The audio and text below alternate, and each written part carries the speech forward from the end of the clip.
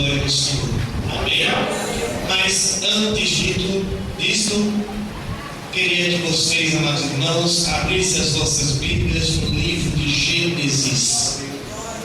Livro de Gênesis, o primeiro livro do Antigo Testamento, também o primeiro livro, os 5 primeiros livros do Pentateuco. Livro de Gênesis, capítulo de número 37. Louvado e glorificado seja o nome do Senhor Jesus. Apenas alguns versículos aqui.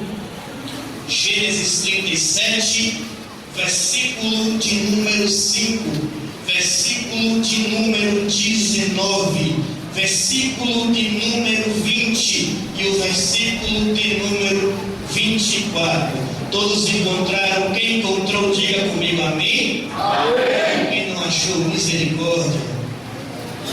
Teve 2 pessoas que ainda não encontraram. Eu vou esperar rapidamente. Graças a Deus, estava passando alguns tempos fora, mas com tanta saudade de minha igreja, graças a Deus eu voltei, estou aqui para bendizer o nome do Senhor. Deus fez maravilhas onde passamos, fizemos ali um trabalho abençoado. Deus honrou, Deus batizou, restaurou as vidas, Deus restaurou o casamento e hoje vai fazer a mesma coisa, porque o Senhor Deus é loucura, Ele é um Deus imutável.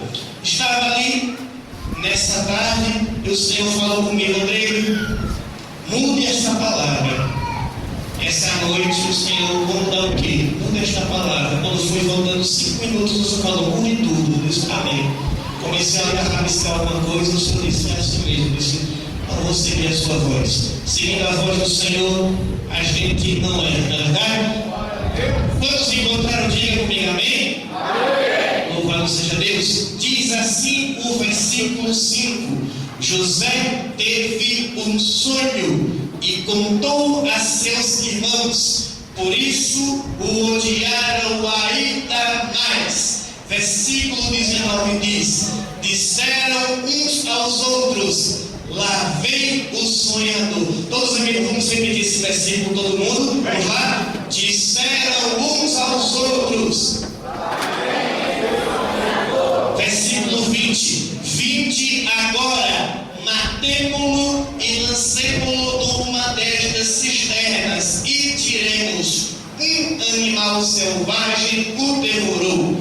Veremos então o que será dos seus sonhos. Versículo 24 diz: e tomando, o lançaram na cisterna. Ora, a cisterna estava vazia e não havia água nela. Você vai olhar para o irmão que está à sua direita, à sua esquerda. Você vai acotovelar ele e vai dizer a ele: Deus está do seu lado. Por que parar agora? Por que abandonar os seus objetivos? Sente-se, amado irmão. Modelo, coloque aqui para fundo, por favor.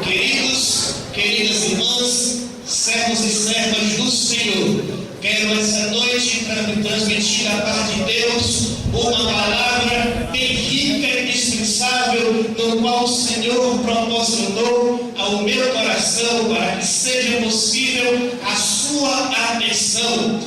Hoje estamos falando sobre algo relacionado à cura, ao Deus de milagres. Muitas pessoas pensam que milagres é uma cura, que cura é um milagre, mas muitas vezes a gente pensa que milagre é só o cego ver, é só o mudo falar, é só o surdo ouvir, ou um paralítico se levantar na cadeira de roda. E simplesmente Deus quer fazer um certo milagre na sua vida, que às vezes precisamos colocar isso em prática, devemos colocar isso em mente, em fé. Mas eu quero transmitir esta palavra para a sua vida, para dizer algo para você, dizer que Deus está contigo, dizer que Deus não te abandonou, dizer que a cada momento, que a cada instante, você pode dizer que está sozinho, mas eu digo que não. O Senhor está contigo, o Senhor não te abandona.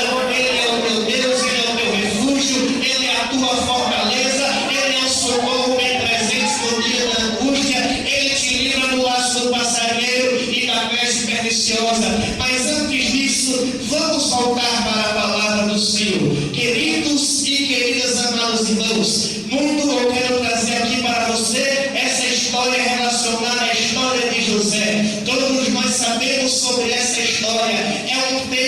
contexto tão real, tão enfático, que se percebermos bem sobre essa história, nos colocamos aqui à disposição e fala a cada pessoa: eu conheço um pouco, eu conheço muito, eu já ouvi falar sobre a história de José, mas essa noite eu quero transmitir esta palavra diferente para a sua vida. Amados, queridos ouvintes da palavra do Senhor, todos nós sabemos que José foi filho de Jacó, nasceu em Padã-Arã ou em Harã, cidade mercantil, cidade turística, ou seja, melhor dizendo, cidade que era situada, um ponto de desembarcações naquela época.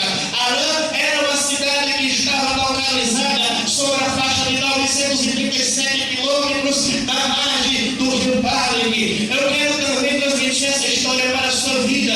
José foi filho da velhice de Jacó. José foi o filho mais novo de Jacó. José foi o filho no qual ele estava transmitindo algo que muitas vezes ele começou a relatar sobre a família e os dias não andavam muito bem. Quero transmitir esta palavra entrando na introdução esta noite. Amados irmãos, em uma certa noite, pode aumentar só mais um pouquinho, pode aumentar. Em só mais uma certa noite, José dorme, ele se acorda em uma manhã, olha para o lado, olha para o outro, começa a se turbar, começa a se entristecer e tentar relatar algo para os irmãos, para a família. Reúne a família ali, reúne pai, reúne os irmãos, reúne no meio daquela sala e começa a dizer: ei, pais e irmãos, eis que eu tive um sonho este que não é de bom agrado para vocês, meus irmãos. Eis que eu estava no campo atando feixes ou lenhas,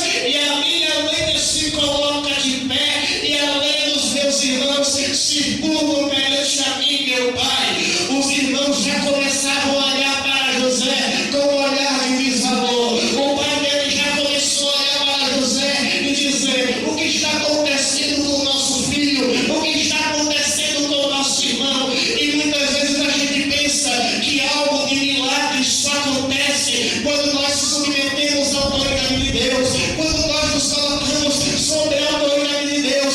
Mas eu digo uma coisa para você: milagre acontece, cura acontece, avivamento acontece, libertação acontece, restauração divina acontece, mudança de caráter pessoal acontece, mudança de personalidade física e psicológica acontece quando a gente se coloca na submissão, na submissão e autoridade de Deus. Mas antes disso, eu quero transmitir 3 experiências pessoais no qual todo crente, todo cristão, todo servo e serva do Senhor pode passar para se compreender esse texto, esse contexto tão real. Eu quero transmitir aqui para você 3 expectativas, 3 tipos de sonho, no qual o primeiro sonho que eu quero transmitir para a sua vida é o sonho natural. Nos diz a psicologia que uma noite a pessoa de barriga cheia pode encontrar cerca de 20 a 30 sonhos em uma noite de barriga cheia, sem nenhuma genética avançada. Isso é natural. O segundo sonho que eu quero transmitir para a sua vida é o sonho de revelação. Repita comigo: sonho de revelação. Esta noite eu quero transmitir algo de Deus para a sua vida. José estava ali no campo, atando feixes ou lenha, e a lenha dele se coloca de pé. Eis que Deus começou a colocar um tipo de sonho sobre José, um sonho de revelação, um sonho no qual Deus começava a transmitir as experiências para José, começava a transmitir algo que vinha dos céus para José. Sonho de revelação significa sonho de mistério. Sonho de revelação significa sonho de mudança cristã. Sonho de revelação significa quando o crente está submetido à autoridade de Deus, ele começa a sonhar o que Deus pode entregar para a sua vida. O que eu